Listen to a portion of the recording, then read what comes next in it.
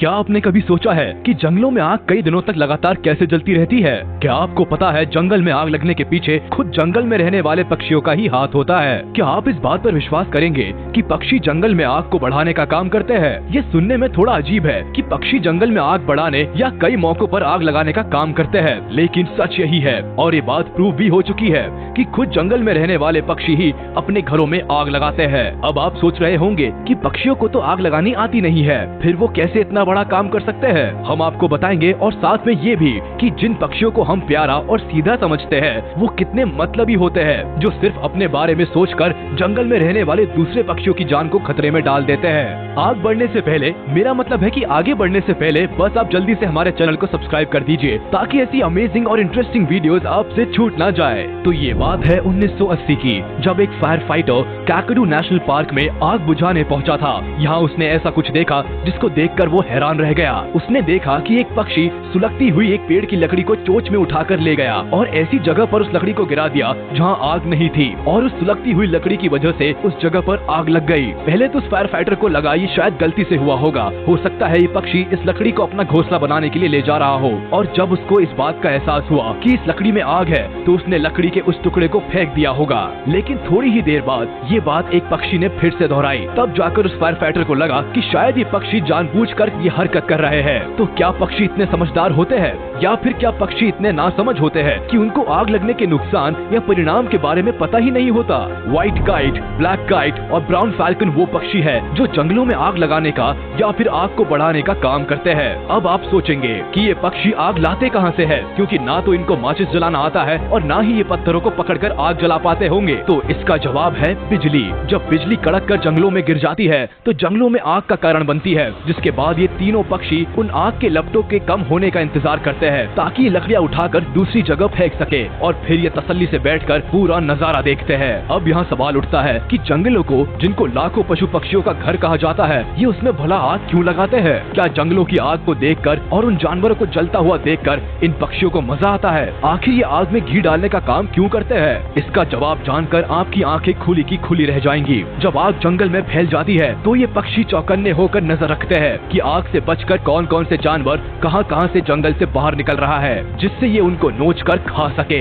शिकार को पाने के लिए इस बात का खास ध्यान रखते हैं कि किस तरफ आग ज्यादा है, किस तरफ जाकर ये अच्छा शिकार पा सकते हैं, और साथ में इस बात का भी ध्यान रखते हैं कि जानवर आग में ज्यादा जल ना जाए या खुद आग की चपेट में ना आ जाए। तो अब आप जान गए होंगे कि ये पक्षी जंगलों में आग अपना खाना खाने के लिए लगाते हैं। दरअसल घने जंगलों में कई जानवर छिपकर बैठे रहते हैं और बाहर नहीं निकलते, जिससे ये पक्षी भूखे रहते हैं। अपनी इस भूख को मिटाने के लिए इन पक्षियों ने शॉर्टकट चुना है। जब आग लगती है तो ये इनके लिए एक अच्छा मौका होता है पेट भरने का, जिसका ये अच्छे से फायदा उठाते हैं। कई बार तो ये शातिर पक्षी बॉनफायर की लकड़ियां उठाकर जंगलों में फेंक देते हैं, जिससे आग लग जाती है।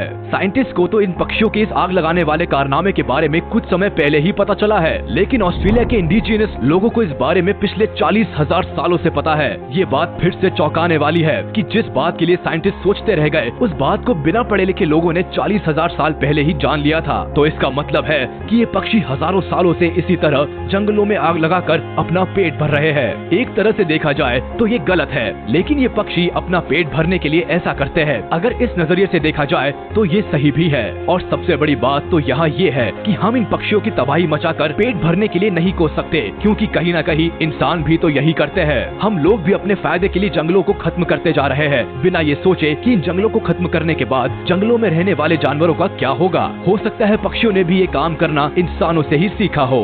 जिस तरह से जानवर और पशु पक्षी इंसानों से इतना कुछ सीख रहे हैं, वो दिन दूर नहीं है कि जब जानवर इंसानों की तरह काम करते दिखाई देंगे या सोशल मीडिया पर एक्टिव दिखाई देंगे। खैर, ये तो रही मजाक की बात। अब वापस आते हैं अपने टॉपिक पर। तो अब मिलिए मैराबोस्टॉक्स नाम के इस पक्षी से।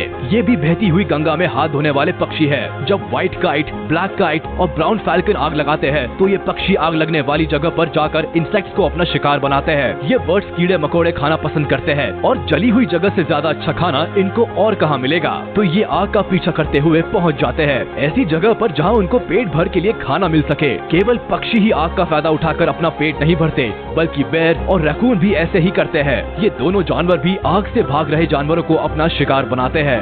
यहाँ ये जानना भी जरूरी है कि सभी जानवर आग से भागकर अपनी जान बचाने की कोशिश नहीं करते। कुछ जानवरों का खुद की जान बचाने का अलग ही तरीका है। एम्फीबियन खुद को मिट्टी के अंदर छुपा लेते हैं, मूस पानी के अंदर चले जाते हैं और आग के खत्म होने का इंतजार करते हैं। लेकिन कैंगरू का स्वैग ही अलग है। ये आग लगने वाली जगह की तरफ ही भागते हैं और इस जगह पर कूदना शुरू कर देते हैं ताकि उस जगह पर कब्जा कर सके। कैंगरू शायद ये बात जानते हैं कि जिस जगह आग लग चुकी है वहाँ वापस से आग तो लगेगी नहीं, तो ये मौका पाते ही उस जगह पर अपना कब्जा जमा लेते हैं। अब बात करते हैं मस्त मौला अंदाज वाले चिंपैंजी की, क्योंकि ये थोड़ा बहुत इंसानों की तरह सोचते हैं, तो इनको ये भी पता है कि आग से कैसे बचा जाए। जिस तरह चिंपैंजी को आग को इग्नोर करना आता है, उस तरह जंगल के दूसरे जानवरों को नहीं आता और वो अपने हिसाब से खुद को बचाते हैं। जैसे कि गोफर टॉर्टोइस, ये कछुओं की प्रजाति का सबसे खास कछुआ है, क्योंकि ये ऐसा गड्ढा खोदता है जो एक साथ करीब 360 प्रजाति के जानवरों को पनाह दे सकता है। इसीलिए आपदा के दौरान ये गोफर टॉर्टोइस ऐसा बड़ा गड्ढा खोदकर खुद की और दूसरे जानवरों की जान बचाते हैं। इस गड्ढे में सांप से लेकर चूहे तक पनाह ले सकते हैं। अब इन बेचारों को क्या पता कि ये जिस आग से बचने के लिए इतनी जदोजहद कर रहे हैं, उस आग को उन्हीं के साथियों ने लगाया है।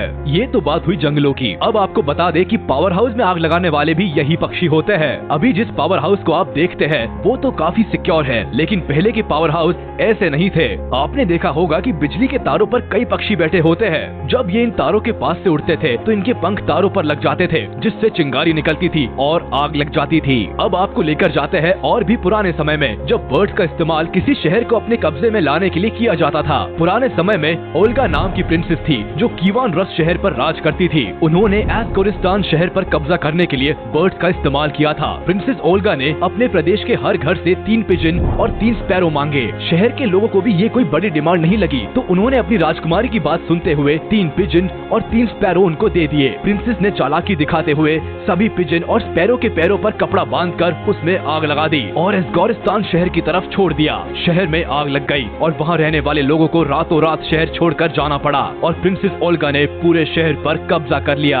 आग किस तरह तबाही मचाती है ये तो सब जानते हैं, लेकिन जंगलों में ये रीसेट बटन की तरह काम करता है। जब जंगल में आग लग जाती है तो वहाँ कुछ समय के बाद एक नई जिंदगी जन्म लेती है। हालांकि इस प्रोसेस में थोड़ा समय जरूर लगता है, लेकिन बदलाव भी देखने को मिलता है और धीरे धीरे जंगल में रहने वाले जानवर भी इस मुसीबत से बचना सीख गए हैं। वही कुछ जानवर तो ऐसे भी है जो इस मुसीबत को अपने फायदे में यूज करके शिकार करना सीख गए हैं। तो आपको ये वीडियो कैसी लगी हमें कमेंट करके जरूर बताएं। वीडियो को लाइक करें, चैनल को सब्सक्राइब करें और प्रेस करें बेल आइकन।